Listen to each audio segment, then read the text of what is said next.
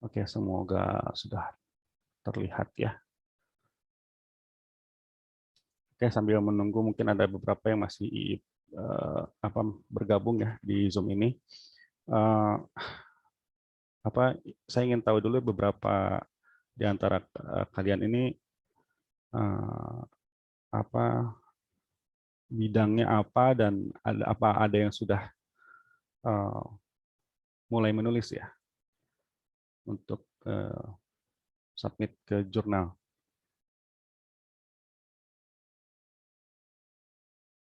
Ada nggak? Atau semuanya masih dalam tahap penelitian, belum ada yang menulis sama sekali?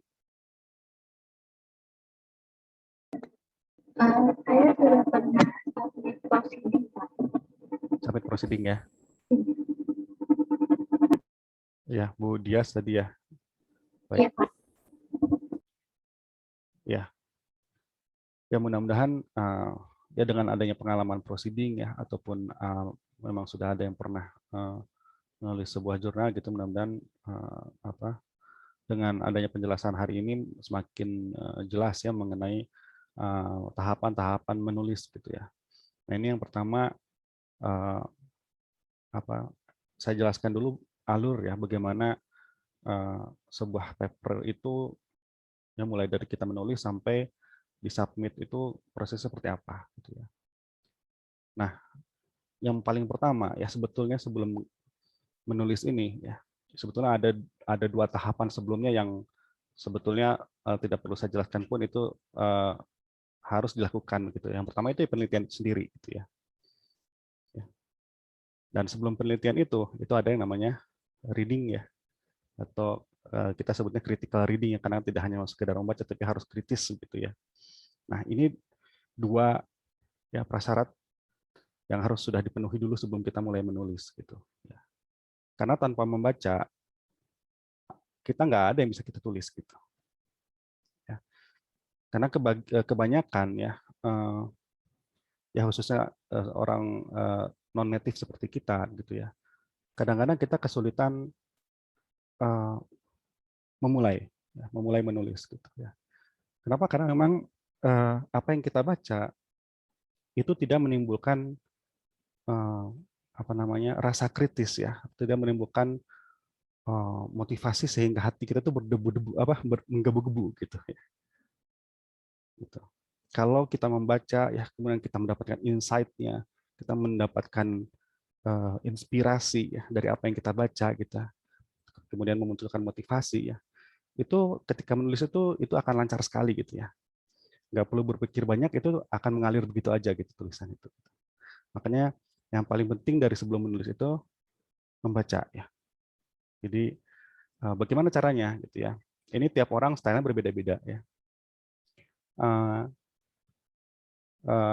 Kalau saya pribadi itu ya paper itu saya nggak bisa baca dalam PDF ya, dalam monitor gitu ya. Karena memang lelah ya lihat lihat cahaya monitor itu gitu ya. Ditambah lagi dengan mata yang selindris ini gitu. Jadi sulit gitu ya untuk membaca PDF di monitor. Jadi biasanya saya print ya. Saya print, kemudian saya baca dengan di stabiloin ya, dikasih highlight begitu ya, stabilo. Nah, yang tidak kalah penting adalah mendokumentasikan apa yang kita baca. Ya. Pertama, kita download filenya, kita organize file-filenya ya. Kalau butuh bantuan software, pakai software nanti akan saya perkenalkan namanya Mendeley ya. Mungkin kalian juga sudah mulai ada yang pakai Mendeley, itu yang salah satu yang gratis ya. Kemudian juga ada yang namanya EndNote ya.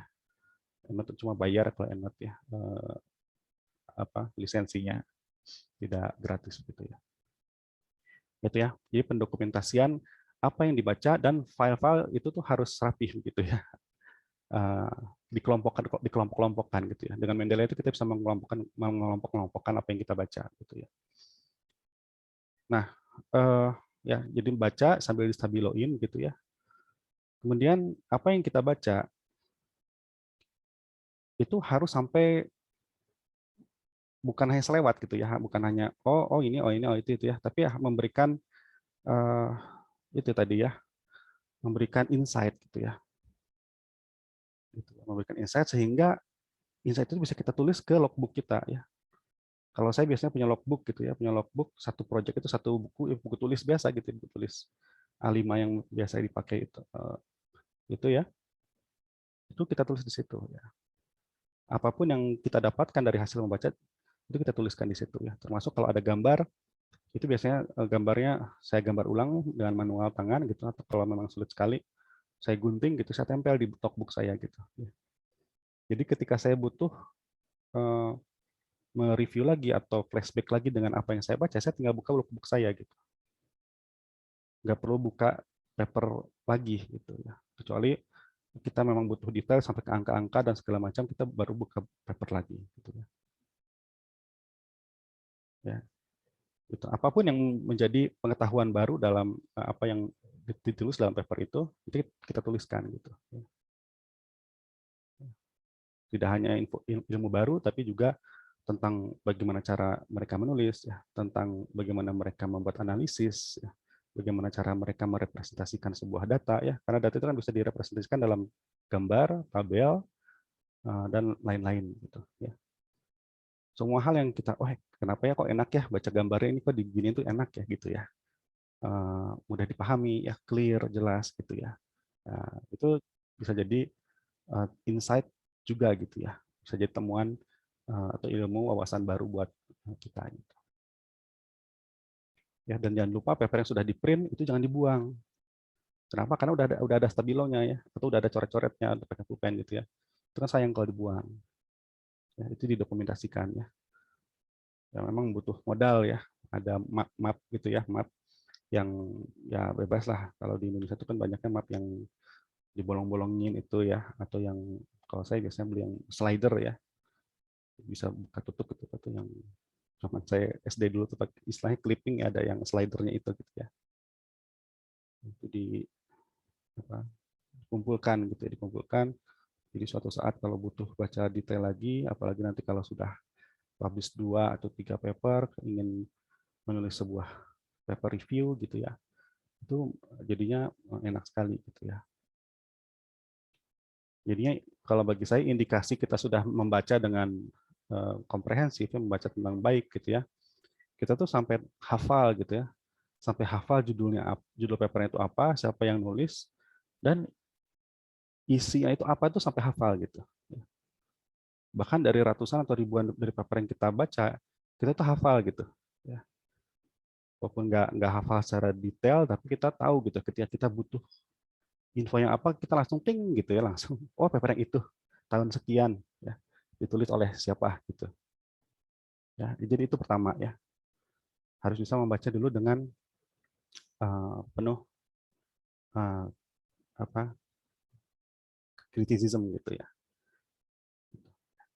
Nah, baru setelah itu ya kalian sambil melakukan penelitian ya, ya dengan segala apa tantangannya begitu ya, metodologi dan segala macamnya gitu. Nah, selama penelitian berlangsung ya nggak perlu nunggu sampai selesai, kalian sudah bisa menulis gitu ya. Karena pada dasarnya ketika kalian selesai membaca dan sudah apa namanya, sudah memutuskan sebuah topik ya, apalagi sampai judul gitu ya, sebetulnya kalian sudah tahu ya apa yang akan dikerjakan kan ya, dan apa yang ditargetkan gitu. Ujungnya itu nanti apa itu tuh udah tahu gitu ya. Ya, jadi jangan memulai penelitian kalau kalau itu belum jelas gitu ya. Kenapa? Karena nanti kemana-mana begitu ya. Nyobain ini oh salah, nyobain ini oh salah gitu ya. Kok nggak ada arahnya begitu ya. Kan kalau kita bikin garis itu kan yang namanya syarat menggambar garis itu kan harus ada 2 titik ya minimal ya. Titik awal dan titik akhir gitu. Ya, sehingga kita bisa bikin garis lurus gitu kan ya. Kalau cuma ada titik awalnya aja, itu garisnya kita bisa kemana-mana gitu ya. Atau kalau kita cuma ada titik akhirnya aja, nggak mungkin ya kalau ada titik akhirnya aja ya. Ya pokoknya dua-duanya harus ada gitu. Ya. Jadinya waktu 2 tahun selama master dan atau 3 atau 4 tahun selama doktoral itu waktunya dipakai dengan sangat efisien. Gitu. Ya makanya di sini manajemen waktu ya dan kejelasan apa yang dilakukan itu tuh pentingnya sejak awal. Gitu. Ya. Dan itu bukan hanya tanggung jawab pembimbing ya, tapi juga tanggung jawab dari pribadi masing-masing mahasiswa. Ya, untuk terus membaca, untuk terus mengupdate ya informasi-informasi baru tentang topik yang sebidang gitu.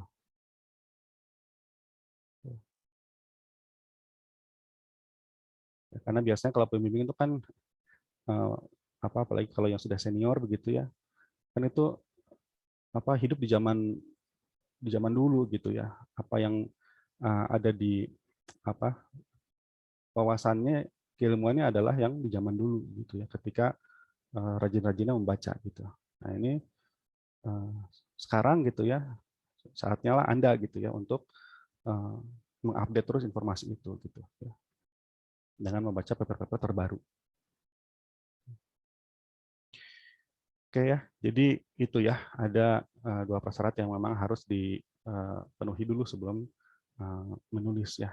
Karena bagaimanapun kita tahu teknik menulis, trik menulis segala macam, kalau kita nggak membaca itu sulit. Baik. Nah, mulai menulis ya, yang harus kita siapkan itu ada 2 hal ya minimal, yaitu adalah main text dengan referensinya tentu saja gitu ya. Kemudian supporting information ya. Ini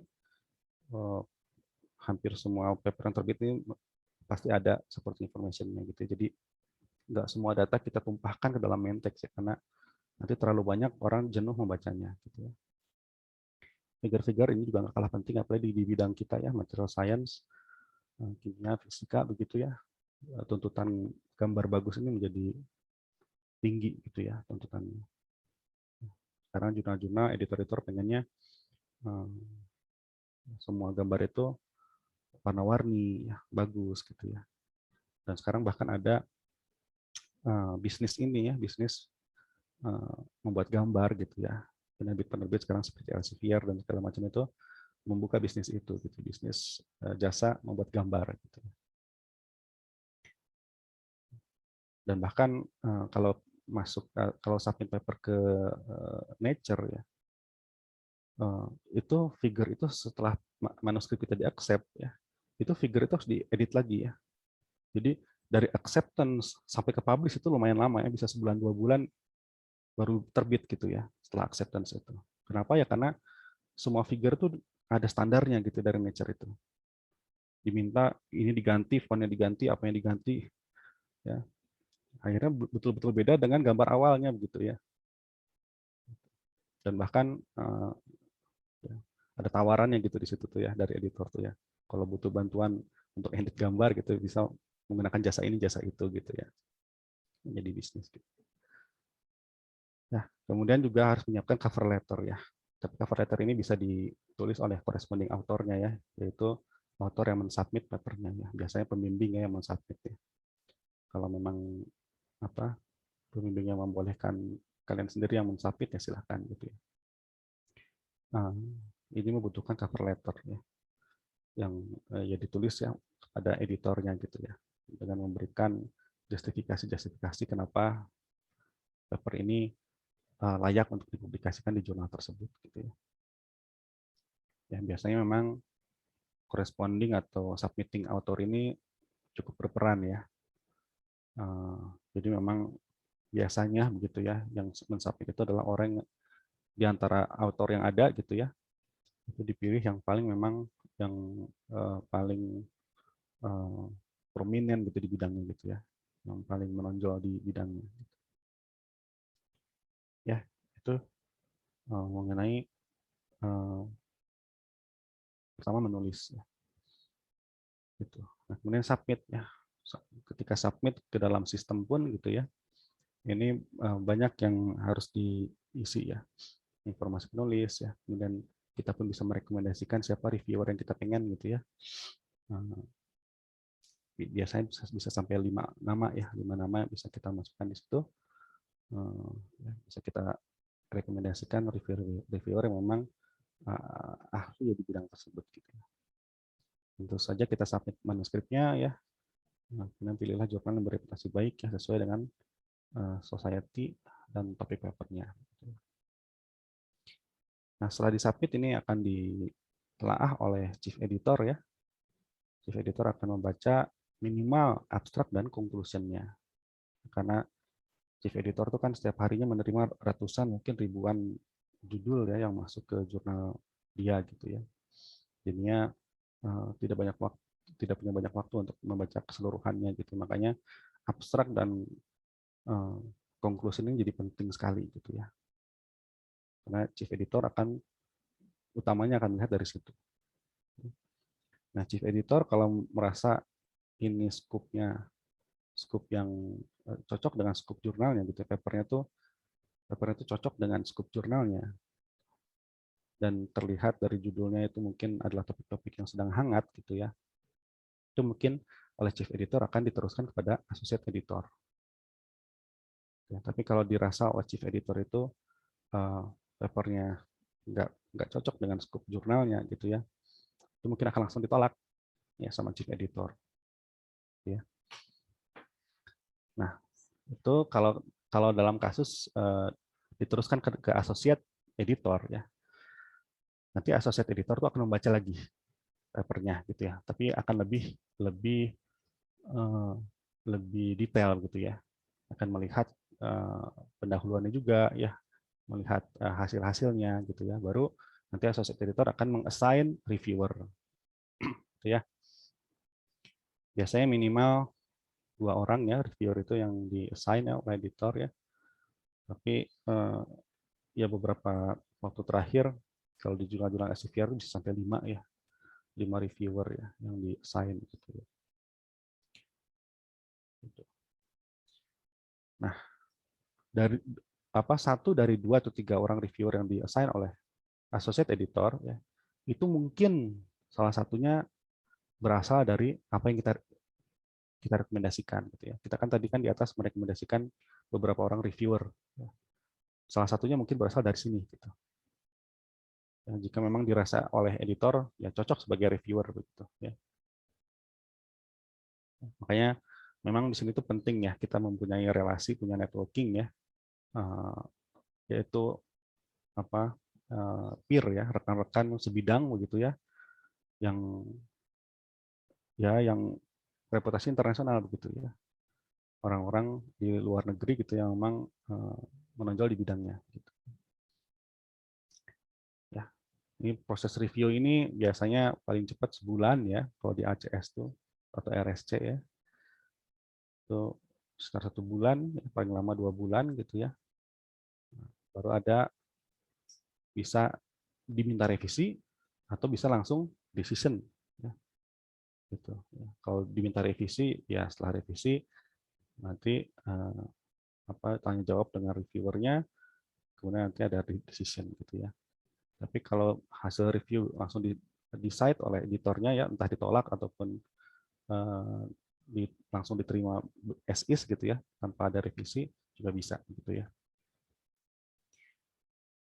Ya, jadi ini adalah proses ya, penerbitan sebuah paper di jurnal kira-kira umumnya seperti ini, gitu ya.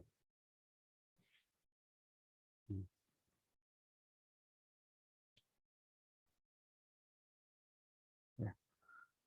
Nah, biasanya kalau sudah diminta revisi ya, itu biasanya kemungkinan besarnya akan diterima, gitu. Walaupun yang nggak ada garansi juga ya untuk sampai sana, gitu ya. Tergantung dari bagaimana cara kita menjawab ya. Nah, nanti kita akan pelajari satu-satu ya mengenai ini ya, mengenai menulis, submit, ya, kemudian merevisi ya. Kita akan pelajari ini selama perkuliahan, gitu ya. Nah, mungkin dalam 2-3 minggu ke depan ya, kita akan fokus ke menulis dulu, gitu ya, karena cara menulis. Baik, mungkin ada pertanyaan dulu.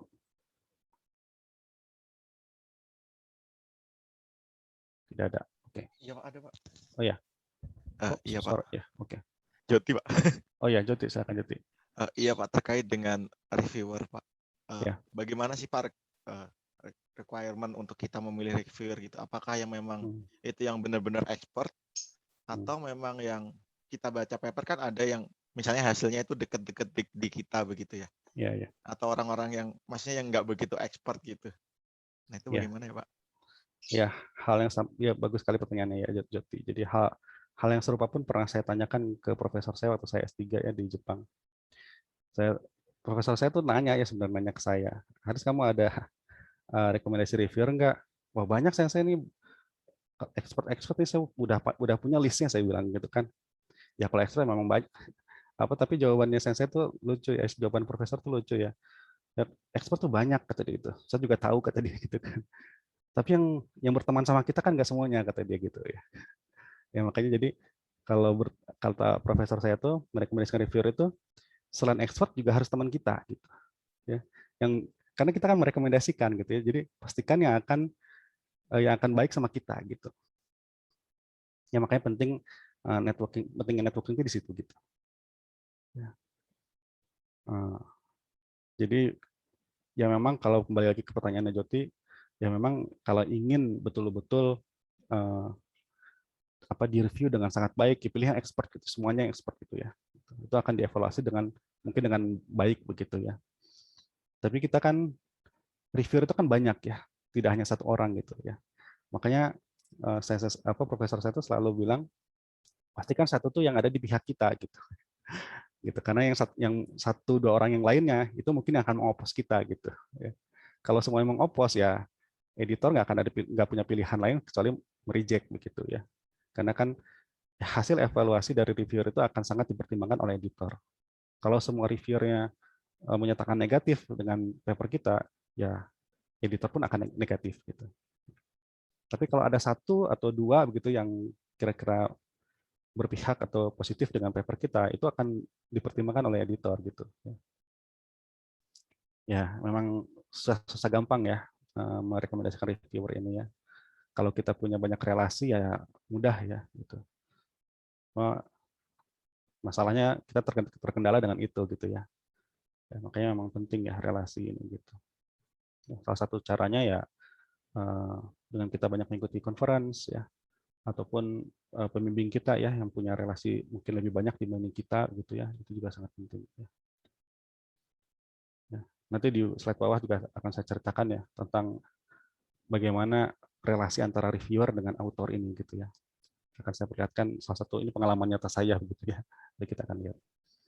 Mungkin sebelum ke situ Joti sudah terjawab? Terjawab, Pak. Oke, mudah-mudahan membantu ya. Ya, terima kasih banyak, Pak. Ya. Ada yang lain?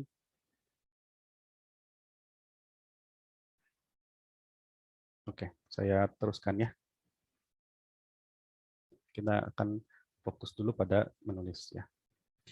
Nah, sebelum ke teknik-teknik yang lebih detail ya, ini ada beberapa hal ya yang harus kita ketahui terlebih dahulu sebelum kita menulis gitu ya. Jadi kriteria paper yang baik itu yang pertama adalah informatif ya, bukan impresif. Kita biasanya terlena dengan itu ya, bagaimana membuat paper yang bagus supaya reviewer itu terkesan gitu ya, atau editor terkesan gitu ya. Jangan seperti itu gitu ya. Karena sama ya seperti kita mengajar di kelas gitu ya, kita menulis ya, itu kan intinya adalah memberikan informasi gitu. Ya. Bukan impresi yang kita kejar gitu. Ya, tapi informasi yang memang mencerdaskan banyak orang gitu. Jadi selama menulis itu pikiran itu harus berorientasi pada memberikan informasi. Kadang-kadang ada karena saking pengennya tembus gitu ya untuk publish gitu ya. Pendahuluan tuh dibuat sangat panjang gitu ya. Bagian introduction tuh dibuat sangat panjang supaya terlihat bahwa kita tuh banyak paper yang kita baca gitu. Ya, padahal semua yang ditulis dalam introduction-nya gitu ya, itu nggak semuanya berhubungan langsung dengan paper itu gitu. Ya. Padahal tidak perlu seperti itu ya. Tidak perlu banyak pun yang nggak masalah gitu ya. Yang cukup ya. Yang penting kan dalam introduction itu nanti kita lihat ya bahwa ada tujuan yang ingin dicapai dalam introduction gitu ya. Yaitu pertama memberikan orientasi ya kepada pembaca yang kurang familiar gitu ya, dan juga tersampaikan tujuan dan motivasinya gitu. Kan itu yang paling penting gitu. Bukan menunjukkan bahwa kita tuh sudah banyak baca sehingga banyak yang kita tulis di situ gitu ya. Nyambung nggak nyambung tulis aja gitu kan ya. Nggak seperti itu gitu ya. Jadi kalau paper itu ditulis dengan baik ya, topiknya juga masih topik yang hangat gitu ya, novelty-nya ada, tinggi, datanya bagus gitu ya. Itu nanti impresi itu akan datang dengan sendirinya gitu. Karena kan yang namanya penelitian itu kan memang tujuannya itu ya, kita memberikan insight baru, kita memberikan sebuah terobosan baru ya, memberikan breakthrough gitu ya. Bukan untuk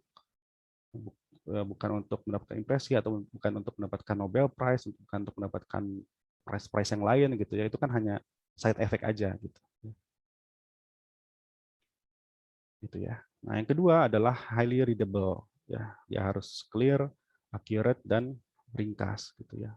Nggak bertele-tele, cukup tapi semua informasi tersampaikan gitu kan. Makanya kalau istilahnya Pak Nugraha sejak zaman saya kuliah itu membuat tesis atau tugas akhir zaman dulu atau saya satu ya, membuat tugas akhir yang singkat gitu ya, yang pendek tapi informasinya banyak itu susah dibandingkan menuliskan yang panjang gitu ya. Karena dulu kan di zaman saya kuliah itu kan masih itu sangat bangga ya kalau tugas akhirnya itu bisa sampai ratusan halaman gitu ya. Makin tebal tuh makin kelihatan keren gitu kan ya. Padahal itu bukan yang kita kejar gitu kan ya. Jadi karena kebetulan dulu Pak Nugraha ini salah satu pembimbing tugas akhir saya S1 gitu ya. Pak Nugraha selalu bilang begitu gitu. Membuat yang singkat tapi informatif itu susah dibandingkan bikin yang panjang-panjang informatif. Ya kalau panjang informatif ya wajar gitu. Tapi kalau pendek dan informasi tersampaikan semua itu susah. Ya, makanya memang butuh skill di situ gitu ya. Kemudian yang ketiga adalah helpful ya. Not cryptic, not self-centric ya. Ini juga yang banyak ditemukan ya di berbagai paper ya. Jadi paper yang banyak disitasi ya, yang bermanfaat bagi pembaca itu umumnya adalah paper yang sifatnya mengajarkan, ya, membantu orang untuk mengerti. Gitu ya.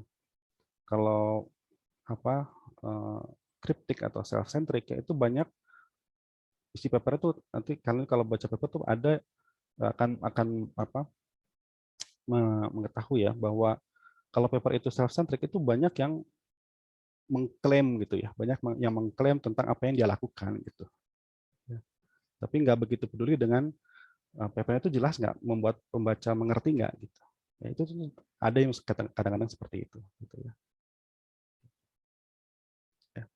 Dan itu pun apa terjadi ya pada salah satu paper saya di tahun 2016 itu apa saya prediksikan waktu itu terbit itu ini paper sederhana banget saya bilang gitu ya. Ya saya nggak berekspektasi banyak lah, nggak berekspektasi banyak yang citasi dan segala macam ya. Tapi apa di luar dugaan gitu ya, paper yang sederhana itu gitu sekarang sudah 101 citasinya gitu, 101 kali citasinya gitu ya. Sejak tahun 2016. 2017 lah ya karena terbitnya Januari 2017. Jadi ya banyak di luar dugaan yang sederhana-sederhana ya ternyata bagi banyak orang itu sederhana itu memberikan banyak manfaat gitu sehingga disitasi gitu ya. Dibandingkan yang sulit-sulit gitu ya. Ya karena bidang teori ya komputasi kadang-kadang mau nggak mau kita menuliskan hal yang teoretikal yang nggak semua orang paham gitu ya. Artinya memang butuh effort ya untuk membacanya gitu ya. Itu ya memang jadi citasinya kurang begitu ya. Padahal kalau dilihat dari kacamata pribadi gitu ya, yang penjelasannya rinci ya, yang teorinya banyak itu kan lebih keren gitu ya. Kalau dari kacamata pribadi ternyata dari kacamata pembaca nggak begitu. Gitu. Ya. Ya, jadi ini ya 3 hal yang penting ya. Jadi paper itu nggak melulu tentang apa yang kita kerjakan gitu ya. Tapi ini hanya tentang apa penyampaian gitu ya, juga tentang penyampaian gitu ya. Tidak hanya melulu tentang metode penelitiannya, topiknya, ya, tapi juga yang penting adalah ya, saya nggak mengatakan yang tadi itu nggak penting ya, itu juga penting ya. Apa yang kita kerjakan, topiknya itu semua penting ya. Tapi juga jangan melupakan apa sisi-sisi ini gitu ya, yang informatif, yang readable gitu ya, yang helpful itu juga menjadi apa parameter yang penting gitu ya. Jadi kriteria yang penting untuk sebuah paper. Baik. Nah, ini juga sudah saya sampaikan ya pekan lalu ya mengenai apa bedanya originality dan novelty gitu ya. Dan apa diagram ini nggak akan kalian dapatkan di buku-buku lain gitu karena memang ini apa hasil kontemplasi saya sendiri gitu ya. Ya, orang-orang boleh setuju atau tidak begitu, cuma ya kira-kira inilah gitu yang saya pelajari selama ini begitu ya. Ya, yang bagi saya yang penting itu originality gitu ya, bukan hanya novelty gitu ya. Novelty juga penting ya. Jadi kalau novelty-nya tinggi ya, originality-nya juga tinggi gitu ya. Ya ini akan sangat layak untuk dipublikasikan di jurnal yang sangat high impact gitu ya, seperti Nature Science gitu ya. Tapi kalau levelnya ya masih level seperti saya ini gitu ya, atau level pada umumnya di Indonesia gitu ya, kita bisa bermain di sinilah gitu ya. Jadi yang originality-nya tinggi, tapi novelty nggak perlu tinggi-tinggi amat gitu ya. Kita bisa berkutat dengan topik-topik yang memang sudah ada lama begitu ya. Nah, tapi kita memunculkan sebuah motivasi baru ya, originality yang baru ya. Kenapa kita apa mengungkap lagi gitu ya, atau menginvestigasi lagi hal tersebut gitu ya. Nah, originality ini ya itu bisa nampak dari introduction. Ya, makanya introduction itu kalau sebutannya apa teman-teman di TF itu bagian introduction adalah bagian pertaruhan gitu. Untuk memperlihatkan kontribusi paper kita di mana gitu, kemana. Gitu ya. Makanya introduction ini cukup penting. Jadi jangan apa walaupun introduction itu hanya pendahuluan gitu ya, tapi ini tuh bagian yang sangat penting. Saya selalu mencurahkan banyak waktu untuk menulis introduction-nya. Ya di samping result and discussion juga penting ya. Tapi introduction tuh selama ini saya menulis belasan paper, belum pernah saya menulis introduction itu hanya dalam sekali go gitu ya. Itu selalu saya revisi sampai belasan kali bahkan puluhan kali gitu ya. Kenapa? Karena untuk memunculkan ya originality dari paper kita itu ya adanya di introduction, dan itu nggak mudah gitu ya. Nggak mudah, kita harus relate apa yang sudah kita baca ya dengan apa yang kita punya sekarang ya. Dari hasil penelitian kita tuh kita harus merelasikan sehingga daya jualnya itu keluar. Karena memang jualannya di situ gitu ya. Di bagian introduction. Gitu. Kalau ada pertanyaan langsung di sela saja ya. Tidak perlu menunggu ada pertanyaan ya. Silakan. Mohon maaf Pak, Ya. ingin bertanya Pak. Ya. Saya Zimam Pak. Ya. Untuk paper Pak, untuk data ya. Ya. Seberapa banyak atau minimal data yang cukup untuk diajukan di jurnal Pak? Atau apa namanya? Minimal data atau maksimal data begitu Pak? Iya. Baik, ini pertanyaannya memang sering ditanyakan ya gitu. Tapi selalu saya menjawabnya dengan relatif ya. Jadi tidak bisa kita ukur dengan berapa banyak begitu ya. Tapi ada satu hal yang selalu jadi pegangan saya adalah coba kita jadi sebelum kita submit sebuah paper kita gitu ya, kita selalu ada target jurnal yang kita kejar gitu ya. Nah, dari paper-paper yang dibaca di jurnal itu, kira-kira bandingkan aja dengan yang sudah publish gitu. Kira-kira data kita sudah sebanyak atau sebagus yang sudah terbit atau belum. Itu kita bisa jadikan benchmark buat kita gitu. Misalnya saya mentargetkan jurnal apa yang biasa saya, misalnya CHAS Catalysis misalnya gitu ya. Di CHAS Catalysis lihat ya, yang menggunakan metode yang sama dengan kita ya. Misalnya kalau dalam hal ini saya menggunakan metode komputasi ya, atau mungkin ada eksperimen metode apa gitu ya. Kita lihat yang sama-sama menggunakan metode yang sama, itu datanya sejauh apa, sebanyak apa, dan analisisnya sedetail apa, itu jadikan benchmark. Gitu. Dan misalnya, CHAS Catalysis ternyata analisisnya datanya harus komprehensif ini gitu ya. Kita turunkan target kita ya, mungkin ke jurnal-jurnal yang lebih di bawah itu gitu ya. Kita lihat lagi di jurnal itu seperti apa orang-orang menulis. Gitu. Ya, sampai oh ternyata jurnal ini cocok nih buat saya gitu ya, karena tidak terlalu data demanding gitu, nggak analisisnya nggak terlalu deep gitu ya. Ternyata orang bisa tembus juga gitu. Ya. Itu bisa dijadikan benchmark. Ya. Dan satu hal lagi ya, kalau kalian baca di jurnal ya, misalnya saya kasih contoh ya, misalnya apa ya, coba saya gunakan di chemistry ya, yang ke chemistry terbitan ACS ya,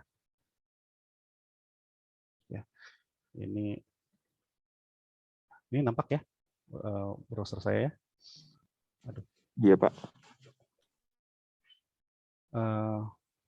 di setiap jurnal yang bagus ya, ini salah satunya jurnal di ACS ya, di RSC pun ada yang begitu ya, di Elsevier ada juga begitu ya. Itu ada about jurnal di sini ya. About jurnal. Nah, kemudian ada jurnal scoop di sini. Ya. Ini apa? Pastikan kalian baca dulu sebelum submit jurnal ke jurnal ini gitu ya. Misalnya di sini ada ya beberapa yang dituliskan oleh editornya itu. Reports, ini salah satu contohnya ya, reports of routine research describing incremental addition to the scientific literature are discouraged. Nah, ini udah sejak awal sudah memberikan warning gitu ya, bahwa yang cuma sekedar rutin research ya, hanya diganti-ganti apanya gitu ya, cuma rutin-rutin begitu ya, itu pasti ditolak sama editornya gitu ya. Jadi memang ukuran diterimanya sebuah paper itu tidak hanya dari banyaknya data gitu ya. Data bisa banyak, tapi kalau dia hanya sekedar rutin research ataupun hanya sekedar data-data yang memang tidak memberikan impact apa-apa gitu ya bagi pengetahuan gitu ya, bagi kemajuan teknologi dan saintifik gitu ya, ya buat apa gitu kan ya. Data bisa sedikit tapi penting sekali, itu juga bisa gitu ya. Ada paper yang sangat singkat ya, saya nggak bisa bilang itu paper data sedikit atau enggak ya, kita lihat ya. Saya sampai hafal nama penulisnya gitu ya. Nah, ini publish di Nature ini ya. Ini kalau nggak salah ya. Nah ini letter ya, letter itu seperti yang saya jelaskan pekan lalu ya, ini paper original tapi pendek sekali gitu ya, hanya bukan 16 halaman itu sama supporting information ya. Kalau ini ya doang cuma 5. 1, 2, 3, 4 halaman doang gitu ya. 4 halaman, dan datanya itu kalau diperhatikan ya, dia hanya melakukan UV spektra ya, kemudian ada MCD, kemudian ada komputasi, hanya 3 gitu ya. Tapi ini bukan hanya, tapi ya saya juga kalau di FT ini ya ini satu bidang saya sendiri gitu ya. Kalau UV spektra dan MCD ini saya nggak tahu gitu ya. Tapi datanya ya segini aja gitu ya. Kalau kita patokannya jumlah ya, quantity of data gitu, ini sedikit gitu. Ya, UV spektra, MCD dan kalkulasi komputasi gitu ya. Tapi ini publish di Nature gitu. Ya. Jadi memang seperti yang saya sampaikan tadi ya, data jumlah quantity of data itu nggak satu-satunya tolak ukur ya, apakah ini bisa dipublish di jurnal atau tidak gitu. Tapi memang ini juga bisa menjadi salah satu parameter ya, kalau memang data itu sangat sedikit dan tidak esensial gitu ya. Karena sesuai judulnya, kalau proceeding itu kan masih proceed ya, masih jadi sesuatu data yang belum selesai gitu ya, penelitian yang belum selesai masih proceed gitu ya, masih berjalan gitu ya, itu bisa diterbitkan dalam proceeding gitu. Nah kalau jurnal itu sudah komplit ya, bukan yang sedang berjalan ya, bukan potongan dari rangkaian besar penelitian kita gitu ya. Tapi memang sudah selesai ya, memberikan suatu kesimpulan yang lengkap gitu ya. Ya, dalam lengkap tuh bukan berarti dari A sampai Z, tapi dalam batasan masalah yang kita batasi gitu ya, itu sudah selesai gitu. Begitu. Ya, dan ini salah satu contohnya ya, yang cukup baik begitu ya, dengan data spektroskopi dan data komputasi ini bisa terbit di Nature. Gitu. Dan itu lagi-lagi nanti akan banyak berdiskusi dengan pembimbing ya. Pembimbing akan lebih tahu betul ya kapan sebuah data itu oke, kita bisa publish ke jurnal apa, atau bisa kita publish dulu ke proceeding begitu ya. Itu nanti pembimbing punya kebijaksanaan itulah gitu ya seharusnya. Mungkin itu ya kira-kira, mudah-mudahan menjawab. Terima kasih, Pak.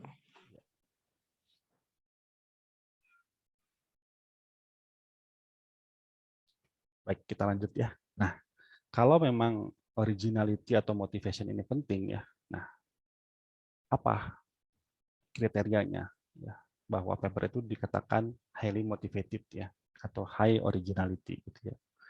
Yang pertama important ya. Orang-orang ngomongnya interesting gitu, tapi ya lebih kepada importance-nya gitu ya. Jadi topiknya itu memang topik yang menarik bagi kesejahteraan manusia gitu ya. Kalau saya contohkan pekan lalu, kita bisa membuat topik ya yang sangat novel gitu ya, yaitu contoh yang paling ekstrim adalah kita membuat teknologi paling baru untuk bom atom gitu ya. Ya itu novelty-nya tinggi, tapi nggak highly motivated. Kenapa? Karena nggak ada yang butuh bom atom tuh gitu. Makanya kita kalau menemukan topik itu memang harus yang ke arah yang kebermanfaatan gitu ya. Contohnya sekarang yang lagi, bukan yang sekarang ya, sejak dulu ya sampai sekarang begitu, yang selalu hot itu kan pertama tentang kesehatan gitu ya. Karena kalau lihat jurnal-jurnal medicine ya, jurnal-jurnal kedokteran itu nggak ada ya, jarang sekali gitu ya jurnal medicine itu yang impact faktornya kurang dari 20 tuh sedikit gitu ya. Rata-rata itu 20, 40 ya, bahkan ada yang sampai 120 impact faktornya loh. Impact faktor itu sampai 120. Karena memang kesehatan ini selalu yang jadi ya apalagi sekarang ya di masa pandemi seperti ini ya, ada yang vaksin, obat-obatan gitu menjadi sangat penting sekali ya. Kemudian yang nggak kalah penting juga tentang energi ya, tentang pangan ya, itu topik-topik yang selalu hangat gitu ya. Ya karena manusia membutuhkan itu. Gitu. Kita butuh energi ya, energi masa depan. Kita juga butuh pangan, gitu. Manusia butuh makanan. Gitu. Ya, apalagi kita di bidang nanomaterial ini kita bisa berkontribusi ke tiga hal ini. Gitu ya. Makanya topik kita ini topik yang hot ya, gitu ya. Bagi saya kalau kalian berkecimpung di dunia material science ya, kimia fisika ini gitu ya, seharusnya nggak ragu lagi gitu ya untuk bisa publish di jurnal Q1 atau minimal Q2 lah gitu. Itu udah di tangan lah gitu ya kalau dilihat hanya dari topiknya saja gitu ya. Karena bidang kita ini kita bisa masuk ke manapun, ke kesehatan bisa gitu ya, ke energi apalagi gitu ya, ke pangan pun bisa gitu ya. Yang memang tiga topik ini memang selama ini menjadi hot topic gitu ya. Kemudian valid ya dari datanya ya, itu metodenya ya yang kita pakai itu valid ya, standar dengan apa yang dipakai oleh orang-orang lain juga gitu ya, oleh peneliti dunia lain. Benar relevan ya. Jadi keberlanjutan dari penelitian-penelitian sebelumnya gitu ya. Jangan sampai kita meneliti yang mundur gitu ya, yang sebenarnya sudah solve di masa lalu gitu ya. Makanya penting membaca paper-paper terbaru ya, supaya topik kita itu betul-betul ada di front line gitu. Ya, memang yang sedang digali orang itu juga ikut menggali gitu. Kalau sesuatu yang udah basi, apalagi sudah solve di masa lalu ya buat apa gitu ya. Motivasinya kurang gitu. Ya, itu. Nah, sebentar nih kok ada ini ya. Masih ada ini. Oke. Nah, ini struktur tulisan sebuah paper ya, khususnya untuk jurnal ya. Pertama ada abstrak ya, ada introduction, ada materials and methods, ada results and discussion, ya, ada conclusions ya. Gitu. Nah, ini kita akan lihat satu persatu ya tentang kelimanya ini gitu ya. Nah, cuma ya dalam menulis ya biasanya saya urutannya nggak seperti yang di kiri itu ya, tapi ya, seperti yang di kanan gitu ya. Urutannya itu saya biasanya menulis yang penting dulu, gitu, introduction ya. Karena seperti yang saya katakan di awal, saya mulai menulis itu ketika saya memulai penelitian. Jadi sambil meneliti sambil menulis gitu. Ya. Sekalipun nanti misalnya nanti aja menulis mah gitu, kan kita belum tahu datanya seperti apa gitu ya. Ya itu juga boleh, cuma kalau ingin sangat efisien dari segi waktu gitu ya. Ya lakukanlah dua-duanya gitu ya. Sekalipun nanti setelah data kita dapatkan dan ternyata cerita kita berubah ya bisa kita revisi gitu ya dari apa yang sudah kita tulis gitu ya. Jadi introduction ini penting sekali ya, harus dituliskan dengan sangat bagus ya. Gitu. Introduction, kemudian materials and method ini bagian yang mudah sebetulnya ya, karena materials method ini berisi apa yang kita lakukan gitu kan ya. Jadi akan sangat mudah untuk dituliskan di situ ya. Nah, yang mungkin yang menjadi perhatian di sini yang ketiga itu conclusion gitu ya, yang ditulis berikutnya itu ya, conclusion. Kenapa? Karena seperti saya dikatakan di awal ya, ketika kalian memulai sebuah penelitian, itu harus tahu ujungnya di mana. Gitu. Kita tahu kita di mana memulai dan kita juga harus tahu di mana kita ujungnya nanti berakhir itu di mana. Itu kita harus sudah punya bayangan. Ya, walaupun nggak eksak ada di mana gitu ya, cuma kira-kira kita sudah punya bayangannya gitu ya. Nah, nanti di bagian berikutnya kita menulis result and discussion ya. Dan ternyata conclusion kita prediksinya tidak 100% benar gitu. Kita bisa balik lagi ke atas gitu. Ya, merevisi conclusion-nya gitu. Tapi minimal dengan kita punya conclusion di bagian sini ya, di bagian ketiga ini ya. Itu kita sudah punya apa ya? Nanti kalian akan merasakan ya, ketika kalian menulis result and discussion ya, kalau kita nggak punya conclusion-nya, itu kita tulisannya bisa kemana-mana gitu, ya nggak terarah gitu. Ya, perasaan semua saya tulis tapi kok nggak ngeflow ya gitu. Tulisannya kok nggak smooth gitu ya. Dibaca tuh kok kayaknya kesana kesini gitu ya. Flow-nya nggak bagus gitu. Ya. Ya sama seperti kalau seorang writer film gitu ya, drama gitu ya. Nah, sekarang lagi banyak Korean drama dan segala macam gitu, itu kan bagus-bagus gitu ya. Karena memang penulisnya memang jago gitu ya. Penulis skripnya, ada penulis ceritanya gitu ya. Walaupun dramanya drama kejar tayang gitu ya, tapi udah tahu ya endingnya itu seperti apa gitu kan ya. Awalnya seperti apa gitu. Dan selama syuting gitu kan bisa aja banyak improvisasi yang memang yang diminta oleh penggemar gitu, oleh penonton gitu ya. Ya mirip-mirip seperti itulah gitu. Cuma kalau kita lebih ke saintifik gitu ya. Gitu. Ya, dan yang terakhir adalah abstrak, ini yang paling penting ya. Abstrak ini ya semuanya penting lah ya, nggak ada yang paling penting, semuanya penting ya. Ini abstrak juga ada teknik yang dalam menulis abstrak ini gitu ya. Dan pastikan abstrak ditulis paling belakang gitu ya. Karena abstrak ini harus menggambarkan semua isi paper kita. Kita nggak bisa menulis abstrak kalau kita belum menuliskan 4 ini. Gitu ya. Karena abstrak ini mengandung semua hal 4 ini. Gitu. Ya. Seperti itu. Nah, sebelum memulai menulis ada beberapa persiapan teknis yang bisa kita lakukan ya, mulai dari pemilihan word processor ya.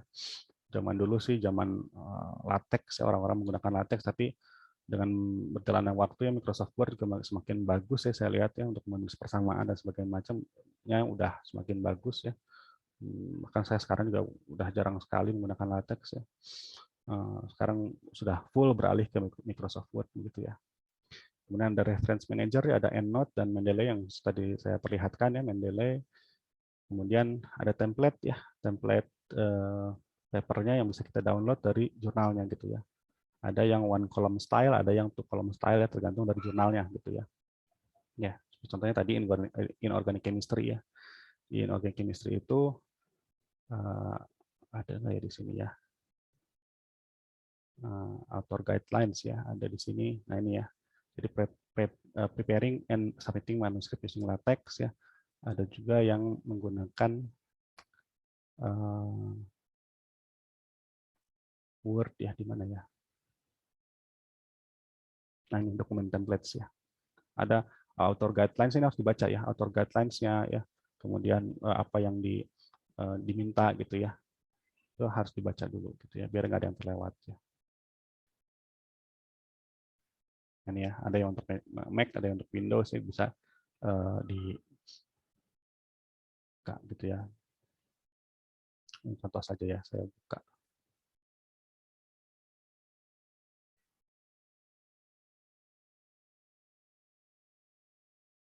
Nah, ini contohnya kalau di ACS seperti ini ya. Ada ini one column style ya. Jadi ada guidelines-nya ya, apa yang harus ditulis di situ gitu ya. Dan dari title-nya ya, dari nama autornya ya, itu sudah ada style-stylenya ya, menggunakan style-style apa gitu ya. Di sini ada tadi Word ada style di sini ya. Ini klik di sini gitu, ini keluar semua gitu ya, semua style-style gitu ya. Nah, itu kita bisa udah disediakan oleh template-nya gitu ya. Kalau untuk main text ya, kita menulis bagian utama dari introduction-nya, dari hasilnya dan segala macamnya menggunakan TA main text ini gitu ya. Tinggal diklik untuk berubah gitu ya. Kalau figure ya ini ya, figure caption segala macam sudah disediakan gitu ya. Tinggal kita klik-klik, nanti formatnya berubah sendiri gitu. Ya. Ini juga mungkin kalian sudah sangat familiar dengan style Microsoft Word ini ya. Ya, kemudian itu ya. Kemudian ada juga yang sama-sama ACS ya, sama-sama ACS tapi menggunakan template yang berbeda ya. Contohnya mana ya? Mana ya? Ini ya. Ini gitu.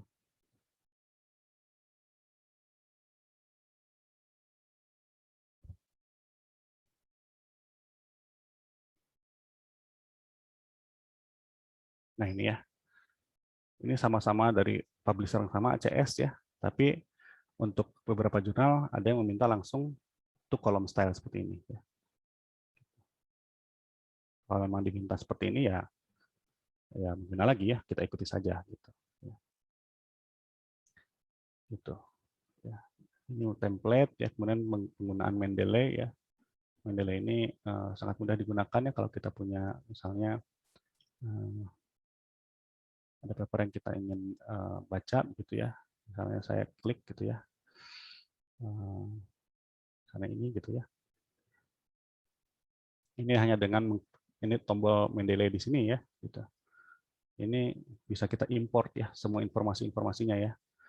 Mulai dari nama jurnalnya, tahunnya, ya, volume numbernya, ya, page numbernya, gitu ya, issue numbernya, itu bisa langsung diekstrak ya dengan satu button ini, kemudian di add to Mendeley gitu ya.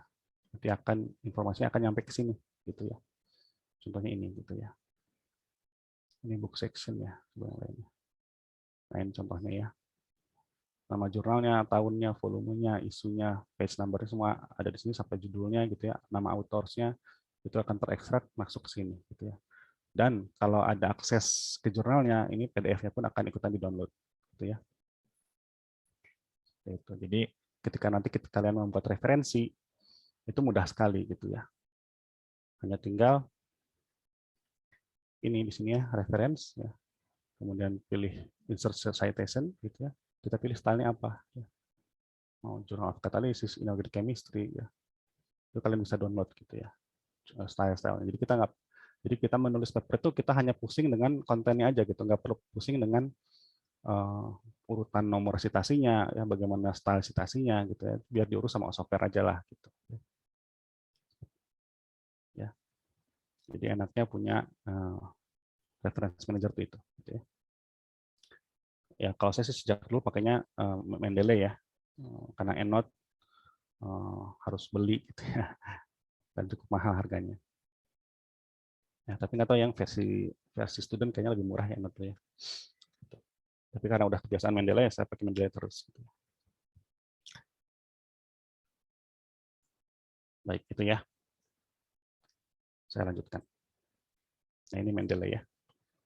Mendeley bisa di-download dari sini. Ya. Nah, ini yang di-download ini adalah Mendeley Desktop yang tadi saya tampilkan ya. Kemudian jangan lupa juga untuk menginstall add-on-nya ya, add-on yang buat di browser ya, di Chrome tadi yang klik yang sebelah kanan atas itu ya, itu harus di-install add-on-nya. Kemudian citation plugin buat Microsoft Word-nya ya, buat bikin citasi tadi yang saya tunjukkan di Microsoft Word, itu juga add-on yang harus di-install gitu ya.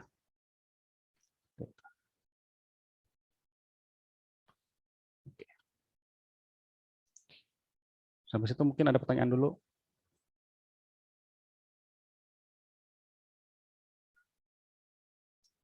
Tidak ada ya. Baik. Nah, di yang selanjutnya kita akan fokus tentang bagaimana menulis introduction ya. Nah, ini isi dari introduction ini harus ada keempat ini. Ya, yang pertama konteks, yang kedua need, yang ketiga task, yang keempat objek. Ya, ini empat-empatnya harus ada untuk bisa membangun motivasi dari penelitian kita ya, kepentingan dari paper kita atau penelitian kita. Gitu ya. Nah, konteks itu apa? Ya, konteks itu memberikan orientasi untuk pembaca yang kurang familiar ya, dan membangun kegentingan paper Anda. Gitu ya. Contohnya ini untuk penelitian saya misalnya reaksi katalisis ya, perubahan CH4 ke metanol menggunakan katalis X misalnya gitu ya. Di sini saya paparkan dulu fakta mengenai metan ya, kenapa metan harus dirubah jadi metanol ya. Karena metan itu gas gitu ya. Gas itu susah di storage-nya gitu ya, susah di transportnya. Jadi harus dirubah jadi metanol. Metanol kan cair gitu kan ya. Kalau cair kan metanol itu bisa langsung dipakai untuk sebagai bahan bakar ya. Menggunakan SPBU yang sekarang kan kita kan BPM-nya cair juga kan gitu kan ya. Jadi di situ ada latar belakang gitu ya, ada latar belakang yang disampaikan di situ. Kemudian disusul dengan sejarah ya, sejarah topik ini itu seperti apa ya, pionir works yang mulai bidang ini gitu ya, itu diceritakan gitu ya, awalnya seperti apa sampai mengerucut pada topik katalis X yang kita kaji ini ya. Jadi pemberian sejarah ini jangan kemana-mana sejarahnya gitu ya, karena sejarah tuh saya yakin pasti panjang dan bercabang kemana-mana ya, tapi pilih sejarah yang memang akan mengerucut atau akan jalannya itu akan ke topik kita gitu ya. Makanya sangat penting untuk membaca ya. Kita tahu sejarahnya sampai ujungnya ke topik kita, jangan ke topik yang lain ya, kan nggak nyambung nanti gitu. Ya. Itu ya, jadi itu konteks ya. Yang paling penting dalam konteks adalah memberikan orientasi untuk membaca yang kurang familiar. Ya. Nah, kemudian yang kedua adalah need ya. Itu penjabaran tentang kondisi atau fakta terkini ya, what we have. Dan yang kedua adalah penjabaran tentang masalah yang kita pilih dan apa yang ingin dicapai ya, tujuan dari paper ini gitu ya. Jadi penjabaran fakta terkini tentang katalisis X ya. Kemudian ada statement masalah ya. Dari sekian banyak masalah yang ada, kita pilih satu atau dua masalah yang menjadi permasalahan penelitian kita gitu ya. Ada masalah diawali dengan kata-kata however, unfortunately gitu boleh ya, walaupun sebetulnya kalau di telinga orang native ya, kata-kata ini kan kata-kata yang sangat kontra gitu ya, yang sangat istilahnya strong gitu ya, kata-kata yang strong yang memang kalau bisa gitu ya, sebisa mungkin dihindari gitu ya. Jadi ada kata-kata pemilihan kata-kata lain yang bisa menunjukkan kontra gitu ya. Seperti in contrast atau menggunakan whereas ya, while dan segala macamnya. Kemudian ada statement purpose ya, statement tujuan ya. Di situ ada kata-kata therefore, thus gitu ya. Kalau dalam bahasa Indonesia oleh karena itu gitu ya, kita termotivasi, kita tertrigger untuk melakukan penelitian ini dan itu gitu ya. Nah, biasanya dua Dua hal ini adalah yang paling panjang ya, dari introduction. Ya. Konteks dan ini biasanya yang paling panjang. Ya. Kenapa? Karena kita mencoba menuliskan apa paper-paper yang sudah kita baca gitu ya. Kita banyak mengulas paper-paper sebelumnya menjadi motivasi kenapa kita melakukan penelitian itu, gitu ya. Nah, sedangkan bagian dua terakhir ini, task dan objek, ini biasanya hanya satu paragraf ya. Dua bagian ini disatukan dalam satu paragraf. Ya. Jadi task itu apa yang dilakukan dalam paper ini. Ya. Nah, biasanya yang disarankan adalah gunakan kalimat aktif ya. Nah, ini juga dalam beberapa kesempatan di forum-forum umum banyak yang bertanya ya ke saya, kalau nulis paper tuh pakai kalimat aktif atau pasif gitu ya. Kita kan kalau zaman saya sekolah tuh guru-guru saya selalu bilang kalau bikin karya ilmiah tuh gunakan kalimat pasif ya kalau dalam bahasa Indonesia kan ya. Ya tapi kalau dalam bahasa Inggris enggak gitu ya. Karena kalau kita kembali lagi ke pelajaran grammar bahasa Inggris gitu ya, mungkin di antara rekan-rekan ini Bapak Ibu ada yang lebih ahli dibanding saya bahasa Inggrisnya gitu ya. Tapi kalau saya kembali ingat apa yang diajarkan guru bahasa Inggris saya dulu ya, kalimat pasif itu kan dalam bahasa Inggris digunakan kalau subjek itu nggak penting, baru menggunakan kalimat pasif. Tapi selama subjek itu penting, digunakan kalimat aktif gitu kan ya. Itu yang selalu saya ingat dari guru bahasa Inggris saya gitu ya. Entah salah atau benar, tapi diajarinnya begitu gitu ya. Nah, tapi ternyata memang ya dalam beberapa paper ya, mungkin kalian sudah baca begitu ya, banyak yang menggunakan kalimat aktif juga gitu ya. Jadi nggak perlu kita dibatasi dengan harus kalimat pasif tuh nggak gitu ya. Atau kenyataannya paper yang sudah publish itu banyak semua rata-rata menggunakan kalimat aktif gitu ya. Jadi gunakan we, I gitu ya, kalau single author ya. Nah, kalau dalam task ini kita gunakan past tense ya. Karena ini kita menyampaikan apa yang sudah kita lakukan. Ya, yang dilakukan dalam penelitian ini kita melakukan apa? Itu semua dalam past tense. Past tense ya. Contohnya Hirin ya, Hirin itu in the present study ya, biasanya in the present study, atau Hirin we calculated ya, atau we measured ya, atau we conducted apa gitu ya, reaction energy diagram of methane conversion using water as the product assistance misalnya gitu ya. Apa yang kita lakukan dalam penelitian itu, kemudian jadi objek. Nah, ini objek cukup penting ya. Gitu. Apa hanya dalam satu atau dua kalimat ya, kita harus bisa memberikan gambaran apa yang paper ini coba sampaikan atau buktikan. Ya. Gunakan kata-kata this paper atau di present study ya, dan present tense ya. Karena sifatnya memang paper itu memberikan apa ya, jadi harus present gitu ya. Present ketika penulis itu menulis gitu. Jadi contohnya this paper shows how the number of water molecules affect the reactivity gitu ya. Jadi hanya dengan menggunakan satu kalimat tagline ini gitu ya, pembaca tuh udah langsung paham isi dari keseluruhan paper itu intinya apa. Dan ini penting. Nah, ini harus ada. Karena kan apalagi editor ya, editor tuh pengen cepet tahu gitu, nggak, karena editor kan banyak ya yang diurusin paper-papernya gitu ya. Gitu. Jadi biasanya kalau saya sebagai reviewer gitu ya, bukan editor, saya nggak pernah pengalaman jadi editor ya. Kalau saya jadi reviewer itu biasanya yang saya baca ini biasanya paragraf terakhir dari introduction dulu ya. Ini tentang apaan sih gitu ya. Kita ada di sini. Gitu. Kalau ini nggak ada ya reviewer gue udah capek dulu gitu ya, harus nyari-nyari gitu, ini apa sih gitu ya. Ya ini tentang introduction, ada empat hal yang perlu ada dalam introduction. Gitu.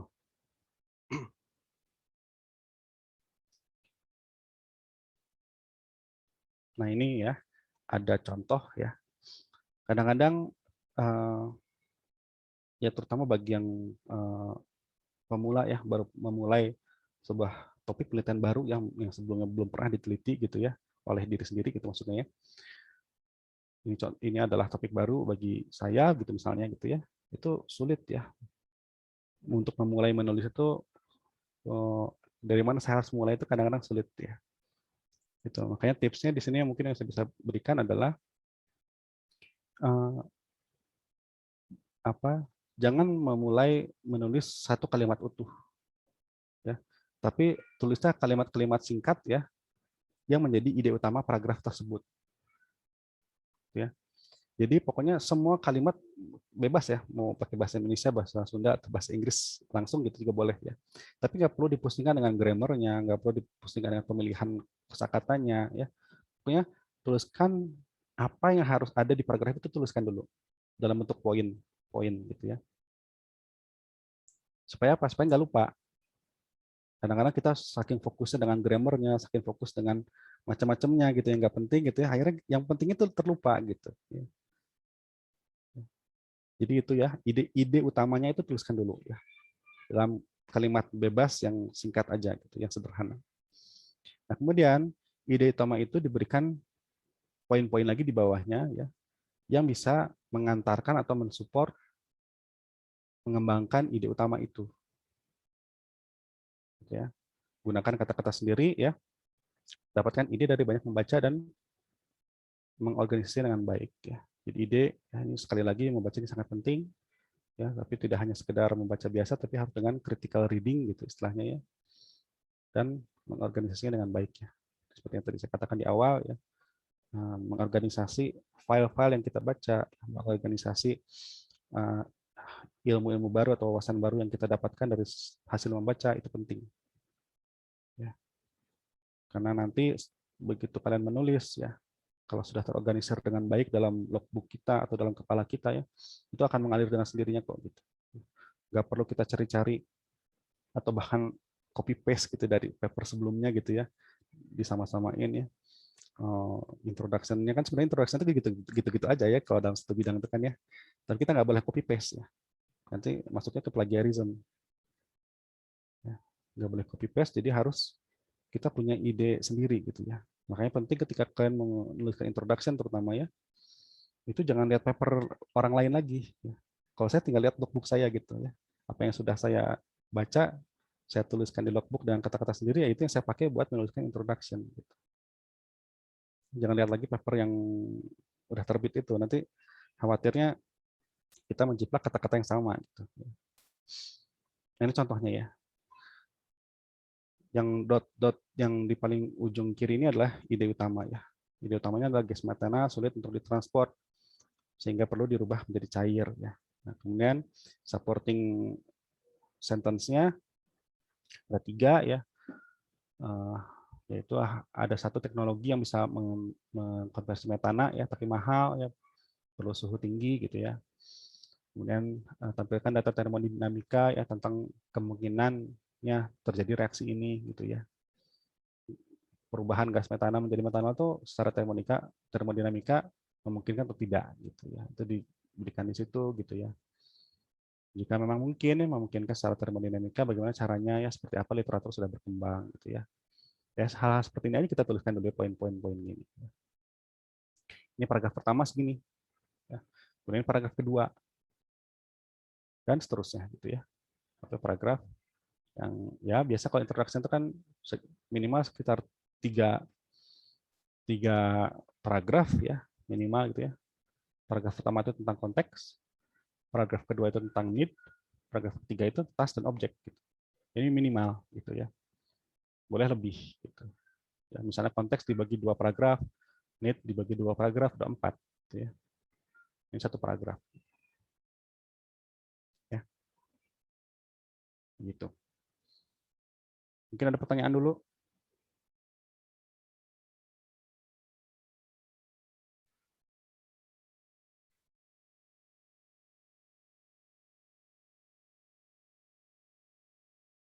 Ada pertanyaan?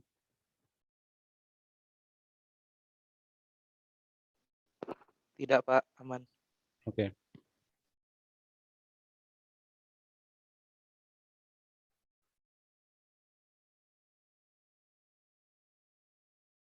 Bentar, saya minum dulu ya.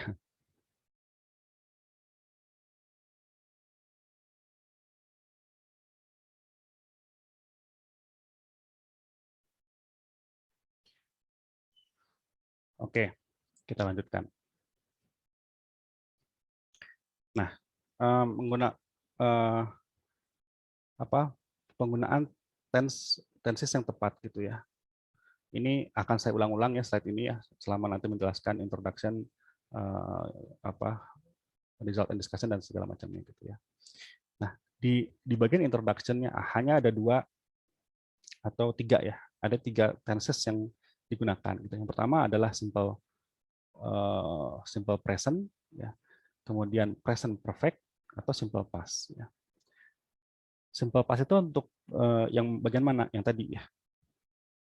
Yang ini. Simple past tense digunakan untuk mengelaborasi task ya. Karena ini memang apa yang sudah kita kerjakan dalam penelitian kita. Ya, ini menggunakan simple past tense. Ya. Jadi we calculated atau we observe, KD ya, observe gitu ya. Itu menggunakan simple past. Nah, terus kapan menggunakan simple present? Nah, simple present yang ini. Simple present tense ya. Untuk menguraikan objek. Ya. Simple present. Ya. Nah, kemudian ada juga yang present perfect ya. Present perfect itu yang sudah dilakukan dulu gitu ya, tapi masih berlangsung sampai sekarang, sampai present gitu. Ya. Itu digunakan di mana? Biasanya di sini ya, di konteks dan need ya. Ketika kita memaparkan tentang menceritakan paper-paper terdahulu gitu ya, biasanya menggunakan present perfect ya, atau simple past ya. Simple past itu digunakan kalau misalnya memang kejadian sudah berhenti di masa lampau ya. Misalnya Mahyudin et al gitu ya, atau Michael siapa gitu ya, reported gitu ya misalnya. Nah, report itu kan reportnya sudah lama, itu reportnya pakai simple past gitu. Ya. Tapi kalau misalnya suggest gitu ya, mensuggest gitu ya, Mahyudin et al suggested gitu ya, suggestion itu kan masih sampai sekarang gitu. Itu pakai have suggested. Nah, karena suggestion-nya masih berlaku sampai sekarang gitu. Atau yang lebih obvious apa ya? Nah, ini misalnya ya. Researchers have attempted gitu ya. Jadi peneliti-peneliti itu dari dulu sudah melakukan ini sampai sekarang gitu. Sampai sekarang tuh masih terus dilakukan attempt ini gitu. Atau yang contoh kedua ya, the actual structure of the active site has long been debated ya, dan debat ini masih berlangsung sampai sekarang. Ya. Itu ya dalam introduction ini hanya 3 ini ya. Nah, yang banyak saya temukan ya kesalahan-kesalahan terutama ya seperti kita orang non native gitu ya, orang-orang Indonesia biasanya ada future di dalam introduction. Kenapa? Karena biasanya dalam report-report atau tesis, tugas akhir yang biasanya kita tuliskan ya, itu kadang-kadang kita menggunakan kata akan ya. Jadi dalam paper ini kita akan membahas tentang ini gitu ya. Kalau dalam bahasa Indonesia kan seperti itu biasanya ya. Nah, itu tuh nggak bisa ditranslate begitu aja ke dalam bahasa Inggris. Will itu hanya sesuatu yang untuk di masa depan, ya bukan untuk yang di dalam paper ini gitu. Kalau yang diceritakan semuanya dalam paper itu semua dalam simple present. Jadi seperti tadi ya, contohnya ya, this paper shows ya, bukan this paper will show. Ya walaupun ditampilkannya nanti di bagian result and discussion, tapi kan itu satu bagian utuh paper. Jadi nggak will show. Kalau will show nanti mungkin 2 tahun lagi, 3 tahun lagi baru ditampilkan gitu. Ya. Jadi menggunakan simple present kalau dalam hal ini. Ya, itu beberapa kesalahan yang saya jumpai ya ketika istilahnya proofread ya, artikel yang ditulis oleh mahasiswa gitu ya. Gitu. Nah, kemudian juga ada beberapa contoh kalimat kompleks ya, memang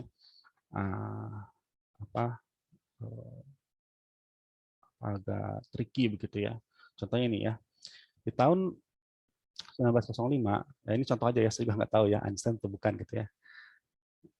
Di tahun 1905 Einstein postulated, ya ini simple past. Postulated yang memang dipostulasinya memang sudah lama gitu ya. Tahun 1905. Einstein postulated that the speed of light is constant. Nah, kalau kita mengacu pada grammar bahasa Inggris ya, kalau diawali dengan simple past di sini, kemudian ada that di sini gitu ya.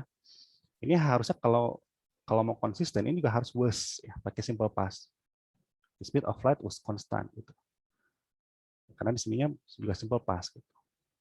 Cuma masalahnya the speed of light itu sampai sekarang masih konstan, masih segitu-segitu aja. Nggak pernah berubah. Ya, sampai nanti mungkin ada peneliti lain yang lebih hebat yang berkata lain gitu, bahwa speed of light itu mungkin nggak segitu. Ya. Baru kita menggunakan was di situ ya, karena sudah dibantah oleh orang lain. Tapi sampai sekarang kenyataannya enggak gitu ya. Makanya digunakanlah is di sini.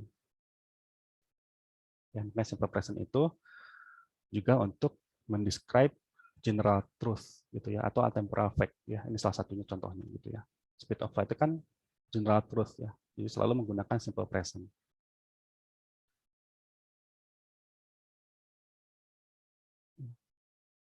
Gitu. Contohnya, ya. Ada pertanyaan? Tidak ada? Belum, Pak. Sudah ada ya? Baik, kalau nggak ada ini mungkin slide terakhir di hari ini tentang contoh introduction ya, tentang adanya konteks, need, task, dan objek. Ya.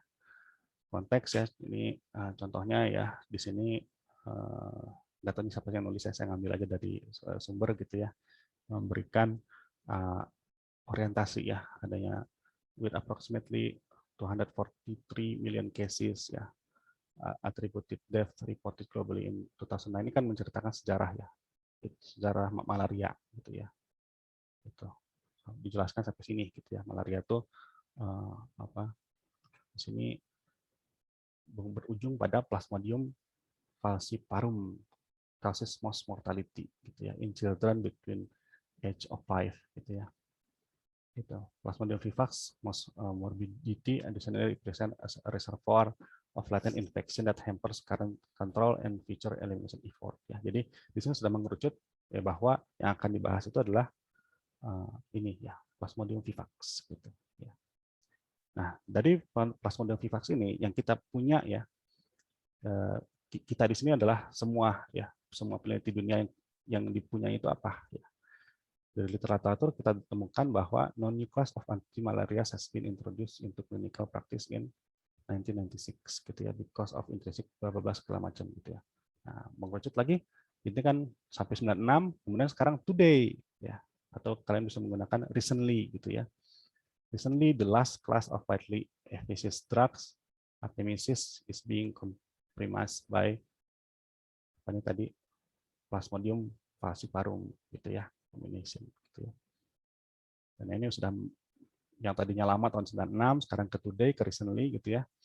Nah, terus ada the genomic revolution has not yet led to new antimalarial medicine and target-based led discovery. Di sini dikemukakan masalahnya.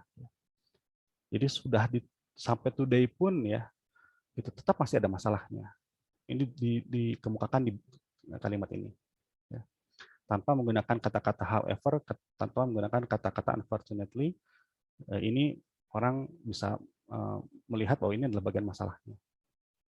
The genomics revolution has not yet led to new antimalarial medicines. Ini masalahnya.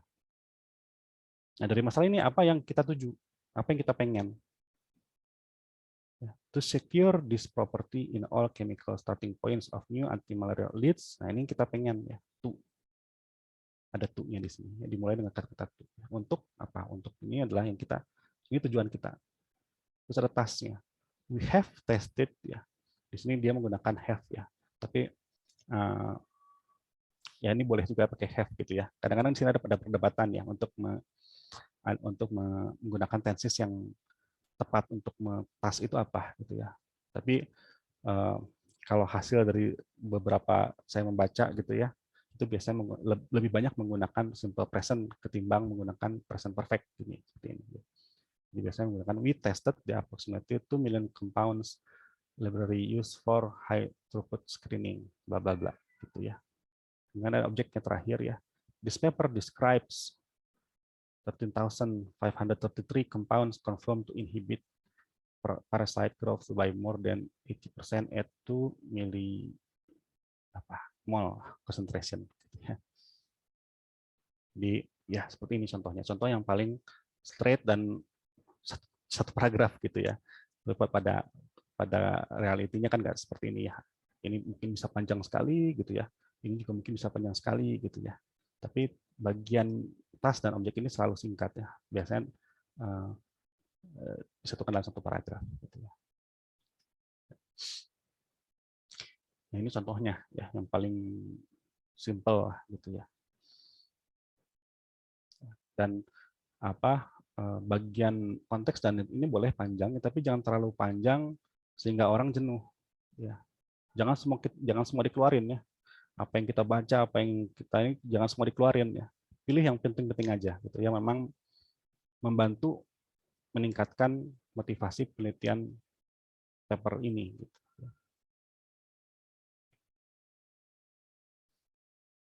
Ya. Oke, mungkin itu ya bisa saya sampaikan ya. Kita akan lanjutkan lagi hari Senin tanggal berapa tadi? Tanggal 18 ya. Jadi tanggal 18 kita mulai lagi hari Senin. Jam 1.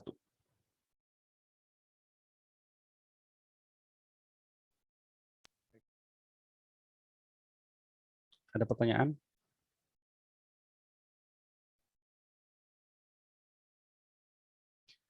Tidak ada ya. Nah, karena Pak Dudung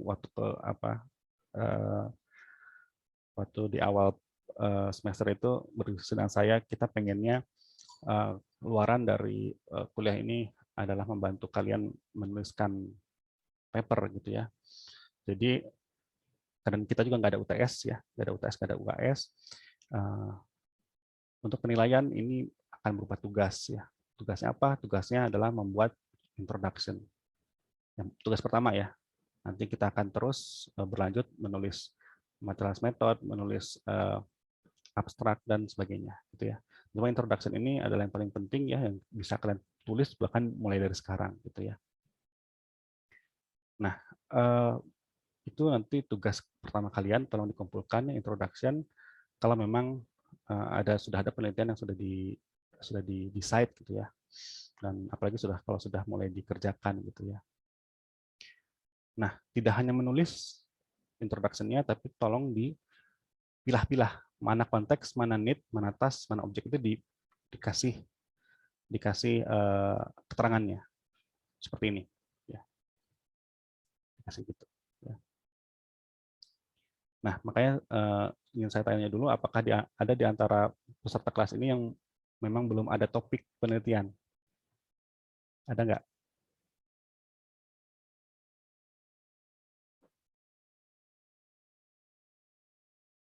Tidak ada ya, semua sudah punya topik penelitian, dan rasanya juga mungkin kalau sudah punya topik, kalian sudah banyak paper yang sudah dibaca, begitu ya, kalian sudah bisa menuliskan introduction. Ya. Ini tugasnya itu yang pertama ya, itu nanti dikumpulkan. Maaf, mau bertanya Pak. Ya. Untuk ini apakah harus papernya nanti research paper atau misalkan review paper juga boleh Pak untuk tugasnya? Karena ini ya dalam master dan doktoral ini kan masing-masing dari kalian kan punya penelitian original ya, itu nggak mungkin nggak ada kan ya. Jadi saya harapkan sih lebih ke research article ya, yang original paper ya.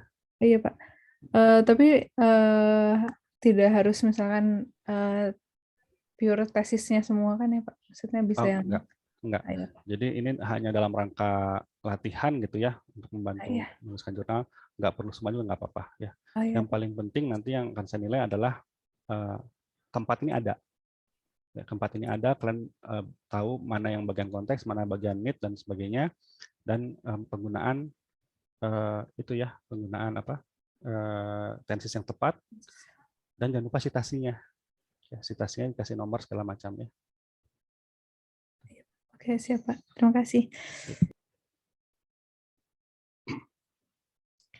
Nah, itu nanti dikumpulkan tanggal sebentar. Tanggal 18 kita ketemu lagi ya.